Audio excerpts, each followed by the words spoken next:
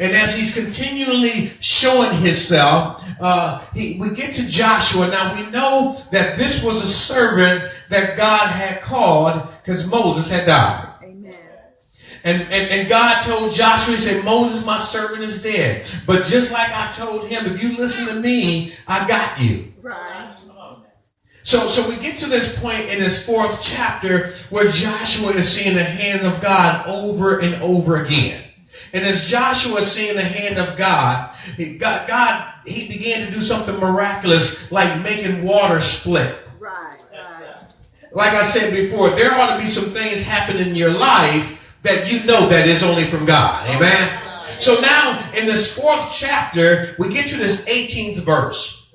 And in this 18th verse, you can see the hand of God when he's making this water split. See, he made it split more than once. You do know that though, amen? And so this is the time it says, and it came to pass when the priests that bear the ark of the covenant of the Lord were come up out of the midst of Jordan, and the soles of the priest's feet were lifted up unto the dry land, that the waters of Jordan returned their places and flowed over all his banks. And they did as they did before. And the people came up out of Jordan on the 10th day of the 1st month and encamped in Gilgal in the east border of Jericho. And those 12 stones which they took out of Jordan did Joshua pitch in Gilgal. So now we see where God has did this miraculous thing. But when God did this thing, he told the children of Israel to do this. I need you to get 12 stones. Right. I need you to get 12 stones out the midst of where this water was.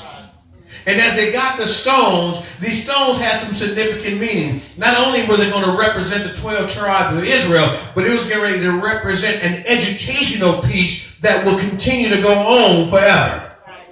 You got to get this thing. So now we get to the 21st verse, and he said, and he spoke unto the children of Israel, saying, when your children shall ask their fathers in time to come, saying, what mean these stones? Come follow me here. He said, there's going to come a time that your young folks is going to ask, what mean these stones? This is the greatest time that he's given them. You're getting ready to give them some education on who I am and what I've done.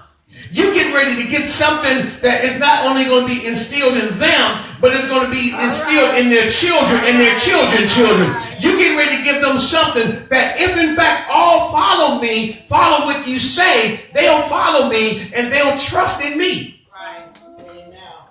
This is a piece that's missing. He said, your children will ask, what mean these stones? Then you shall let your children know, saying, Israel, come over this Jordan on dry land. For the Lord your God dried up the waters of Jordan from before you until you were passed over, as the Lord your God did to the Red Sea, which he dried up from before us until we were gone over. Watch this, verse 24. That all the people of the earth might know the hand of the Lord, that he is mighty, that ye might fear the Lord your God forever.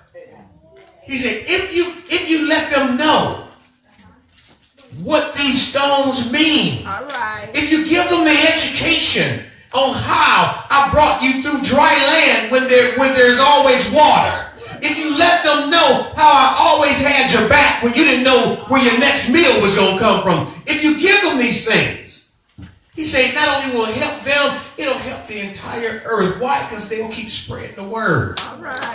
That's right. Somebody gonna get this in a minute. I know you are. I know you are. So the subject is stone bearers and stone carriers. Too many times we throwing rocks and hide our hands, amen. But this is talking about when you can carry on a legacy of what God has really done. Why is it that there has been a disconnect from young folks and from adults, from parents and children? Why is there such a disconnect? Somebody is not doing a good job of carrying stones. All right. So now God say, this is what I need you to do. I need some stone carriers. I need somebody who's willing to tell the good news of what I've done in their life. I understand, parents, sometimes we don't want our children to know that we was jacked up, because we want them to make it seem like we got it all together. But guess what? Sometimes you got to let your babies know. I wasn't always like this. I used to do the dumb stuff that you did. I was doing some stuff that had me in the same situation. That's why I can tell you. And we got to tell them, God delivered me. God healed me. God restored me. God set me free. God did it. God needs some folks to carry the stones. Somebody needs to carry the message. Somebody needs to tell somebody about a God who can save anybody. Somebody needs to do it. God said this. Somebody is going to get curious about your life. Yep. Amen. Have you ever went as far as you could go to make people think that you were still down like you once was? Because we don't like for folk to think that we've changed to such great degree. So we'll go through measures to let people know, no, I'm still street now. I'm still, I'll get grimy with you. We'll go through all those measures to let folks know that instead of letting people know I've been redeemed, I've been restored, I've been changed. I'm not the same person I used to be. I can't think the same way I used to think. I can't act the way I used to act. I can't do that. I've been changed. Somebody got to carry the stones. Somebody got to let this dying world know. Somebody got to let this unsaved world know. Somebody got to let this world know that God still sits high and look low. That God still sits on the throne and he still saves. Every Sunday should be family day for your unsaved family. That's right. Every Sunday you ought to be trying to invite your family, your friends to church. Why? Because somebody got to carry the stone. What if you invited all your Facebook family on the church? Do you think that they can come and receive you in this magnitude, or have you somehow disconnected yourself from church on Facebook? Come on now. Oh, see, when I start speaking truth, you get quiet, amen. Have you disconnected yourself on Facebook from church? So if you see a lot of folks that walk in church that you see on Facebook, you start ducking. Like, oh, shoot. I'm going to act like a visitor. Somebody got to carry the stones. Can we look and see and say truthfully that there has been a disconnect from what we know God has done in the history, particularly in the history of black people? Can we see how there has been a strong disconnect in the type of homicides? We see black on black crime. We see all this stuff. We see where blacks is imprisoned by alarming rates. Can we see there's been a massive disconnect? Yet in this disconnect, who is carrying the stones? Who is carrying the stones? Let me tell you this, because I want to get some history while I give you this scripture history. Don't you understand that when they began to say it was illegal to have slaves, Come on. what they did, they say it's illegal to have slaves unless there's a crime that's been committed, and I'm not giving you word for word. There's a crime that's been committed, and because of that, then he'll be in prison. So guess what they did? They made sure that there were some crimes that you would commit that would get you in prison. That's right. So now we still have slaves. Isn't it ironic that in this society that most prisoners is black? Do you think that's just because black people just decide that they want to commit more crimes? Or it's designed that way? That's right. You got to understand this thing.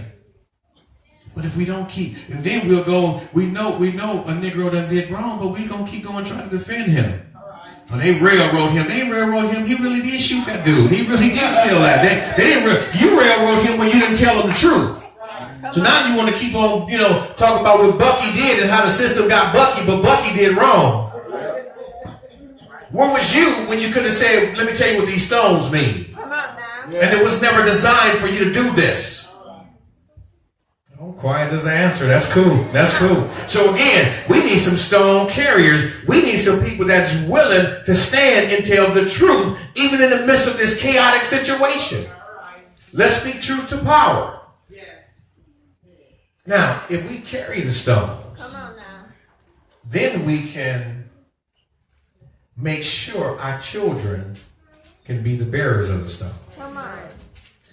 Imagine that our children don't see much, know much about history. And one of the reasons, because you can't expect for a school system that tried to hide it from you, give it to them.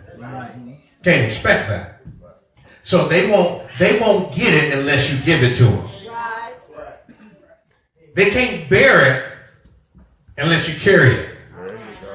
See, they don't know anything about your God and what your God has done if you don't want to show them what your God has done. I always say this, when you see an ignorant parent, ignorant adult, acting a fool on Facebook and they got a child, you talk about ignorance, you get ready to run through a generation. If parents don't act right on Facebook, how can you expect for children to act right on Facebook?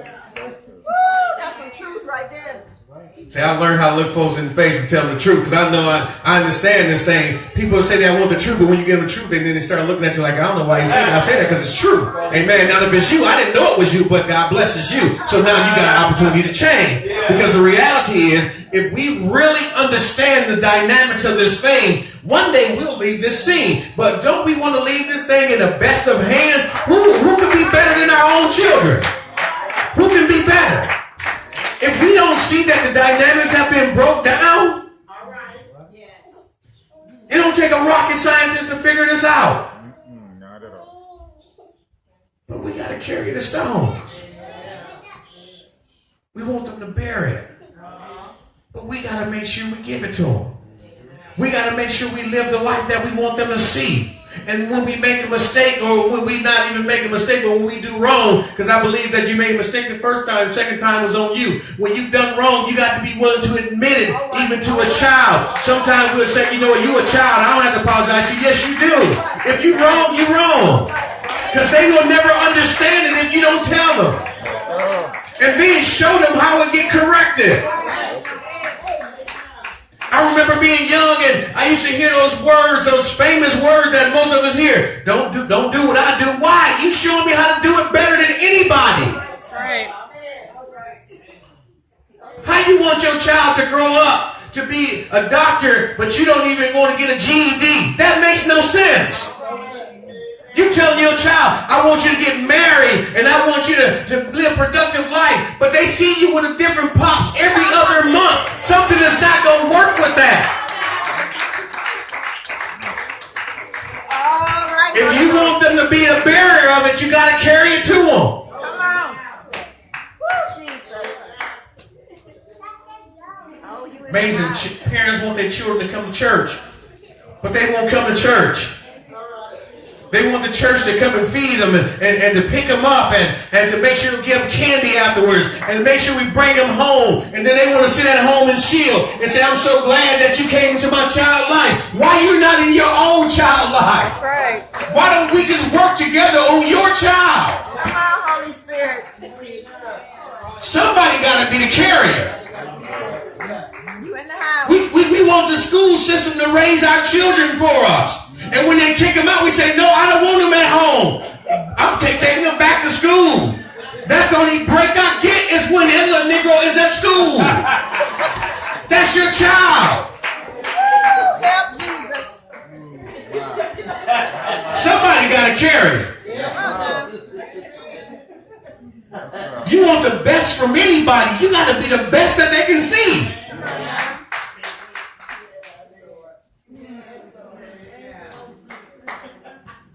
Somebody got to carry it. God told him, he said, there's going to come a time that they're going to ask you. Come on, sure said it. What mean these stones? Right. What mean these stones? You're going to have to tell them because you want them to get it. What about if you have a bad stone in you? Oh, Jesus. Come You on. know, Daddy, why come me and him got this different mamas, but we brothers? Amen. Let me tell you, because Daddy hoarded around and, Just tell the truth. and I Amen. messed up.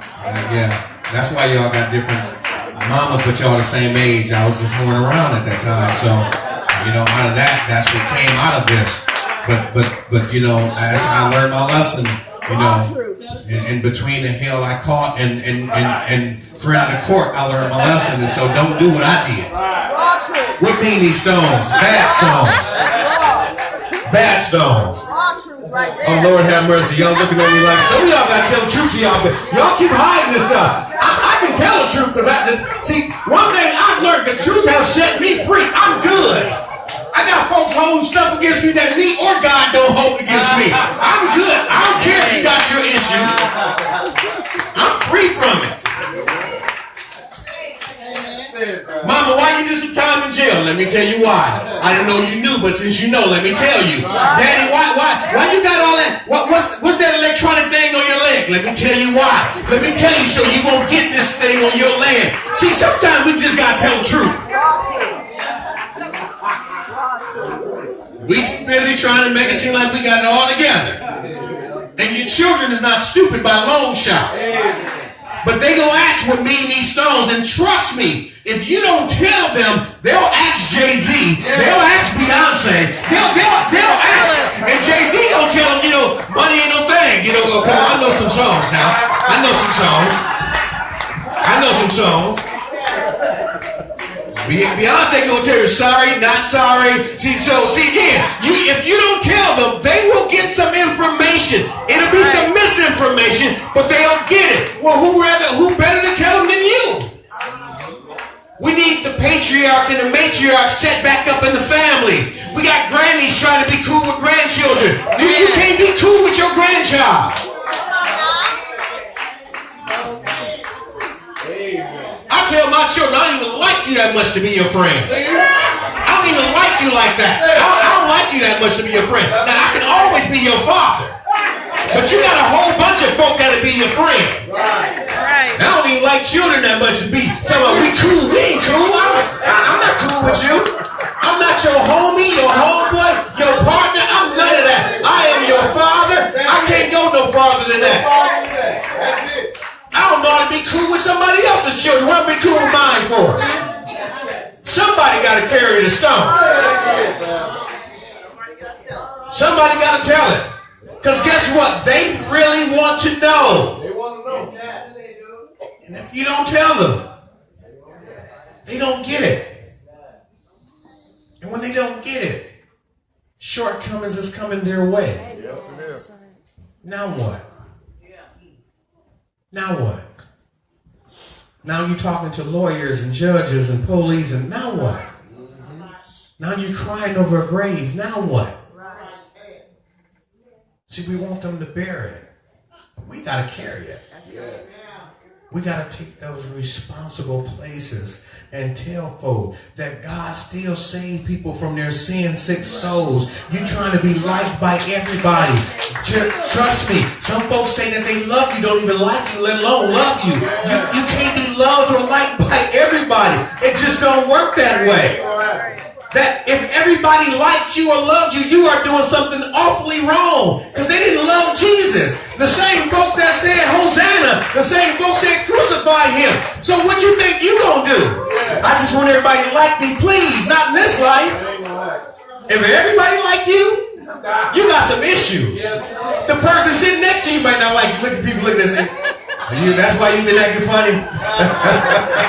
That's why you've been acting like that, huh? Somebody got to carry it. Somebody got to carry it. Good word, Pastor. If somebody carry it, you strengthen the family. You strengthen the church. You strengthen the community. You strengthen the city. You strengthen. But if you don't carry it, if you don't carry it, we keep losing. We losing. And we have no reason to lose. We have no reason to lose. God has been good to us. We have no reason to lose. God has blessed each and every one of us and brought us to a miraculous height. We have no reason to lose. Somebody got to carry it. Let's pray. Father, we thank you.